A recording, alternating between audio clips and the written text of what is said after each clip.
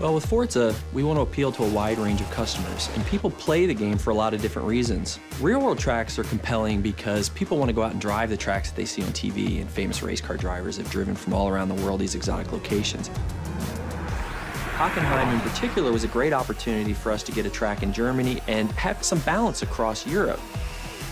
Hockenheim's a great track. It's been in DTM, it's been in lots of great sports car racing as well as other types of racing around the world. It's a really old track. It's a very high-speed track. So it had a lot of great components for us. Hockenheim is very different from the Alps. It's in the middle of Germany, so it's one of the flattest tracks in the world. There really isn't any elevation change to the track itself. So it's just a very different experience. It's completely surrounded by trees, almost that sort of Black Forest feel, so that's something that we try to keep in mind as well. Last year, Turn 10 Studios traveled to Germany to capture the track to bring it to life in Forza Motorsport 4. First thing we wanted to do was drive around the track and get multiple perspectives of video for reference, and that really helps us get a good feeling for the track and help the other artists that weren't fortunate enough to come on the trip be able to get a real perspective of how things correlate to one another.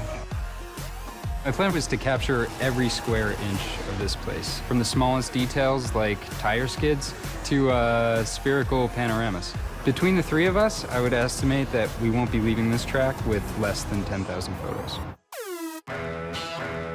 We have many different techniques for capturing the track. One of them is that we lay down GPS splines. So we'll actually walk or drive around the track with different GPS devices so that we can accurately reproduce the topography and the camber of the track.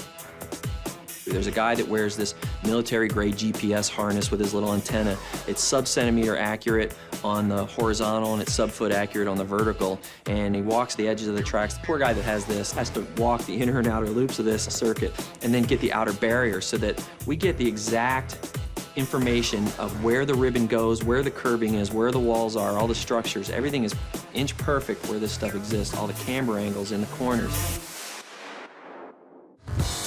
Generally, the process for creating a track tends to be the same for all tracks. There'll be slight differences between real-world and fictional tracks, but the first thing we say is, what is the feel for this track? What are we trying to impart to the player? When it comes to real-world tracks, we want to make them as accurate as possible.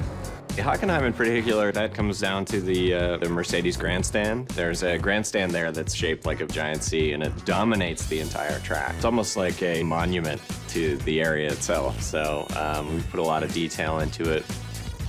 When you do look at it, it just has this sense of presence. When we feel this is really solid, we move on to the next stage, which is your refine phase, and we start doing our textures. So basically, everything is there and to a level that we would consider shippable, but may not have that extra level of sparkle that we want it to. And then we take it into the polish phase, which is where all the love comes in. We get in and we model all the little details, where we try and say, okay, at this point, we know a lot of people are going to hit this corner, so we're actually going to scuff this corner up a little bit so that it's got a little bit of that character to it.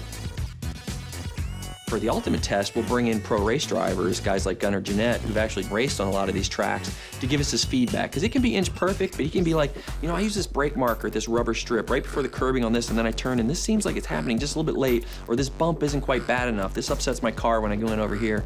So we go in there and we make sure we get all those little subtleties right as well. So when you're racing a track like Hockenheim in the game, it's going to feel and look just like it does in the real world to real drivers.